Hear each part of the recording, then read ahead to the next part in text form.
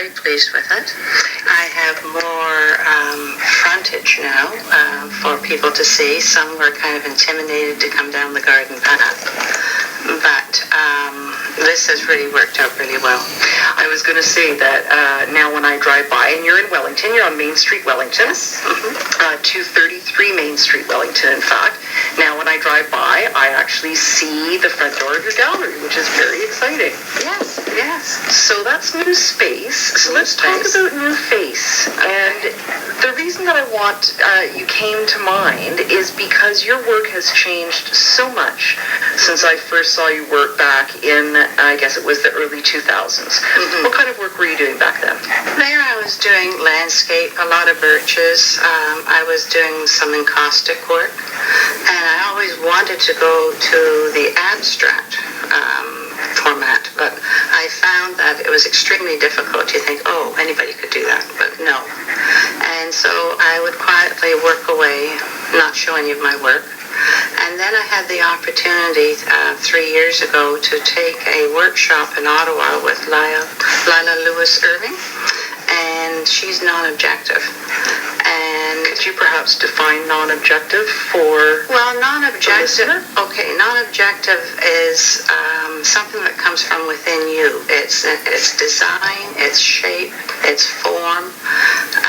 You can create drama by highlighting and shading, and it's really for the viewer to take the journey and see what they see in it. To me, it's very emotional. It's almost verging on spiritual for me. So interesting that it's called non-objective, yet it sounds very subjective. Yes. Yeah. And, that's the interesting part for me is I thoroughly enjoy when people see either you love it or you hate it. And just to hear people's comments and what that piece says to them. So, yeah. And so was it strictly the course that you took in Ottawa, or I seem to recall music has a big part to play in... I never used to paint to music. And then, I've had a life kind of awakening. And I would just crank up the music and just listen to music. And now, all of a sudden, I hear, it sounds kind of sleepy, but I hear color. I feel shapes. And then I think it's the rhythm that also comes in towards the end of when I'm working on a piece that I get the feel and the flow.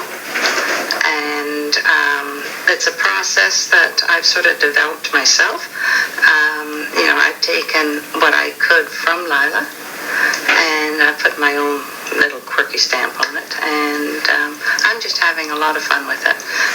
Some comments have been felt that my paintings looked angry, but I feel they're strong, and I'm trying to make a statement sort of subtly and hoping the viewer gets what I'm getting. Do you expect sort of a subtle indication in your paintings of how you're feeling? What is your expectation of the viewer? Well, it's a really mixed bag because I expected them to,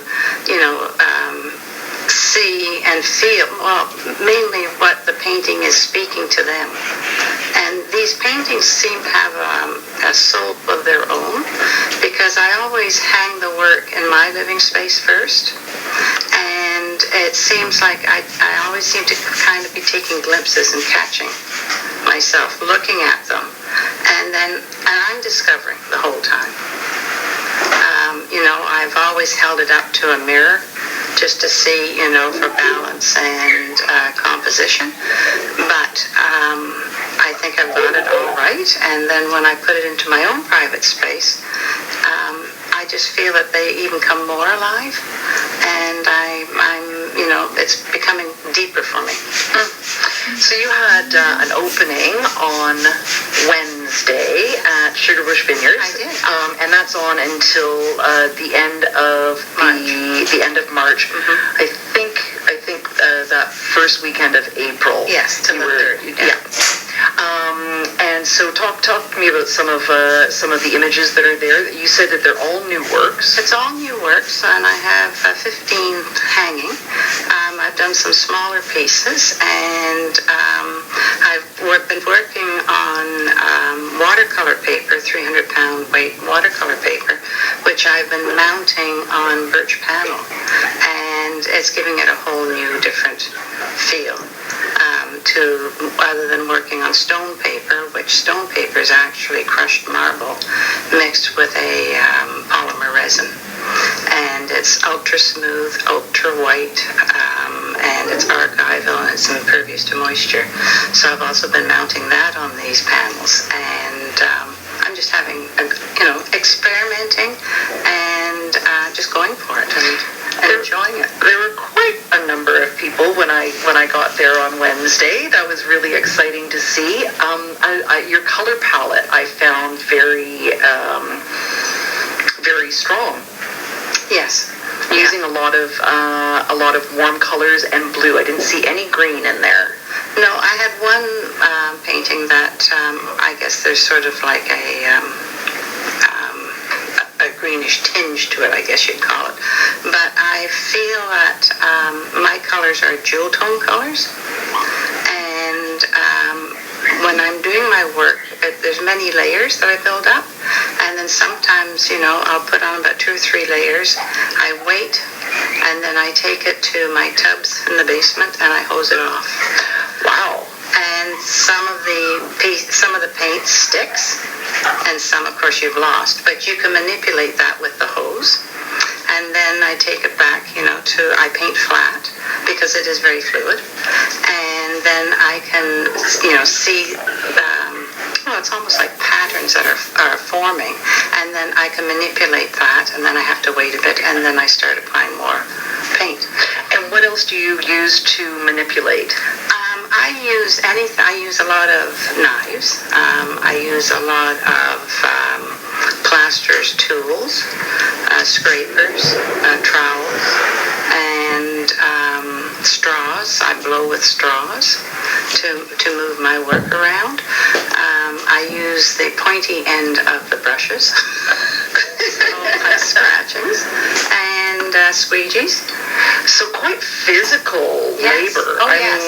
And I paint flat, and I walk around this table. And, sometimes, I've got a little, skip in my step when I'm listening to the music. And all of a sudden, it's just like, my hands are going crazy. And I'm not really... the whole time I'm thinking for composition and looking, but still feeling what the music is saying to me. So let's get back to the music, because I think when we first talked, maybe it was about a year ago, you were, I think, just discovering the music, and we were talking about synesthesia. Yes, I've never heard of it. And you did not know the term, and I know of it because of a painter friend of many people in the county, Brandy Gale. Yes. And so, when you see color and you feel form, what does that feel like? Well, it's I listen mainly to instrumental music. I don't listen to vocal. I find that distracting for me.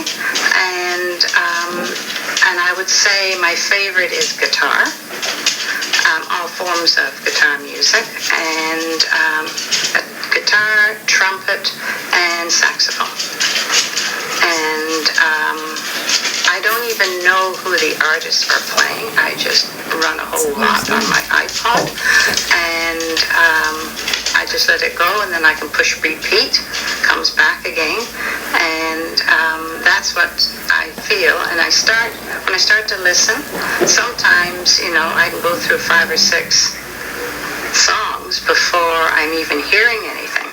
And then, as I say, I hear color. And then then I go around and I'm starting to gather my paints. And some I have to mix.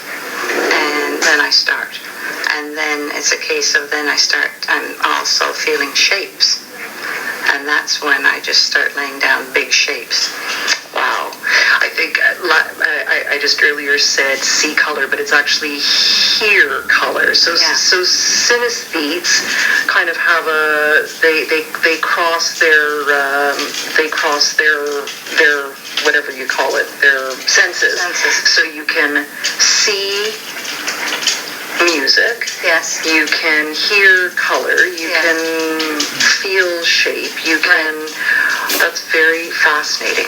I'm speaking with Joanna McFarland, Garden Gallery Studio, whose show is on at Sugarbush Vineyards until the end of March. Well, that first weekend of April as well. When does your gallery open? My gallery's open now. Okay. I'm open Thursday to Sunday, 10 to 5. Okay. And I've just got a little note up on the door saying I'll be back by about 1 o'clock. And so do you actually paint in the studio while people are in, or not? I do. My studio is downstairs. Okay. And so I've had, at the beginning I was having like drop cloths as walls, but I've had that all changed now. So the downstairs is pretty much finished. And so there's more space for me to hang down there as well.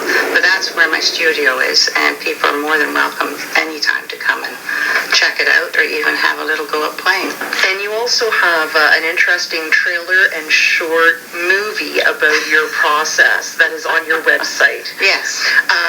And so I'm going to tell our listeners your website. It's JoannaMcFarland.ca, and it's JoAnna, last name McFarland, McFarland.ca. You're located at 233 Main Street in Wellington. You're on Facebook, I take it? I'm on Facebook. I'm on Instagram. Under Joanna McFarland or under Garden Gallery Under Studio? Joanna McFarland. Okay. And I also have now turning my garden shed. I'm bringing that alive again, and I'm having a couple of guest artists this summer. Including your son. And my son Andrew is going to be the first one in, and he is a fly fisherman, and he ties flies and he mounts them, and they're just beautiful. They're like little jewels. So he's going to be showing, and then I have another artist friend who does these amazing dream catchers, and her name is Yolanda Pop. She's from Oakville, and she'll be also having her work hung in the shed. Great. You've been listening to the Thoughts About Art from Joanna McFarland, Garden Gallery Studio. You can find her on Facebook, on her website, on Instagram under JoannaMcFarland.ca is the website. 233 Main Street in Wellington, and check out her show of new works at Sugarbush Vineyards. They are on Wilson Road. And that show is on until the 3rd of April. Joanna, thank you for taking the time. Thank you, Vanessa, for letting me have this opportunity. I think your work is fabulous. Thank you. Thanks. We're going to take a short break, and then we will be back with Sarah Selesky. You're listening to 99.3 County FM, the voice of the county.